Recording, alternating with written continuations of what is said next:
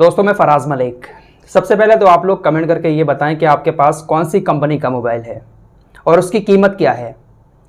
मेरे ख्याल से तो ज़्यादातर लोगों के पास Chinese company Vivo, Oppo, Xiaomi, Realme, Mi इन्हीं कंपनियों के मोबाइल होंगे और ज़्यादातर लोगों के मोबाइल की कीमत 10 से 12 हज़ार रुपये होगी, क्योंकि इतनी कम कीमत में ही चाइनीज़ मोबाइल में वो सारे फंक्शन मिल जाते हैं जो हमारे देश की कुछ कंपनियां अपने मोबाइल में नहीं दे पाई। इसीलिए पिछले कुछ सालों से चाइनीज़ कंपनियों ने हमारे देश के अंदर बहुत बड़ा व्यापार किया था, लेकिन शायद अब आप लोग 12 हज़ार से सस्ता मोबाइल नहीं खरीद पाएंगे।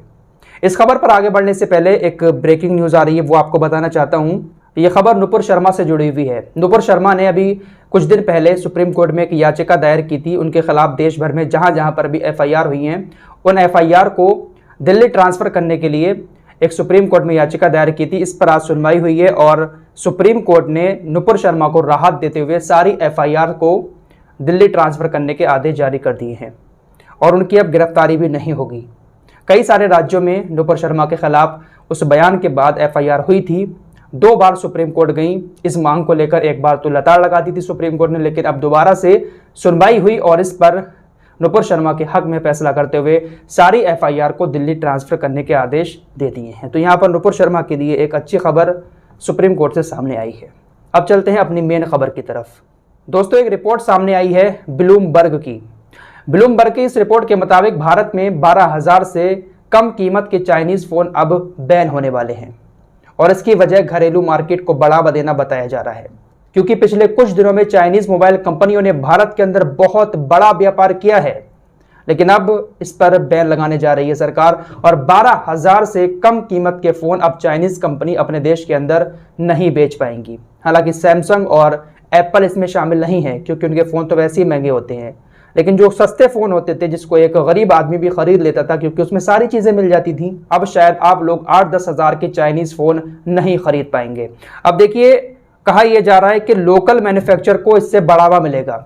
जो लावा और माइक्रोमैक्स भारत की कंपनियां हैं, ये तो पूरी तरीके से डूब चुकी हैं इन चाइनीज़ मोबाइल के आगे, और डूबना ही था क्योंकि भाई इनके फीचर्स वो नहीं है जो चाइनीज़ कंपनियां दे रही हैं। लावा कंपनी हुई या फिर माइक्रोमैक्स कंपनी हुई, ये भारत की कंपनियां हैं, लेकिन वो चीज़ें ये लोग नहीं दे पाए जो एक कस्टमर को चाहिए होती हैं। और चाइनीज़ फ़ोन में वो सारी चीज़ें मिल रही हैं कम पैसे में भी, लेकिन अब 12 हज़ार यानी $150 से कम कीमत के मोबाइल, चाइनीज़ मोबाइल भारत के अंदर नहीं बिक पाएंगे इस रिपोर्ट के मुताबिक।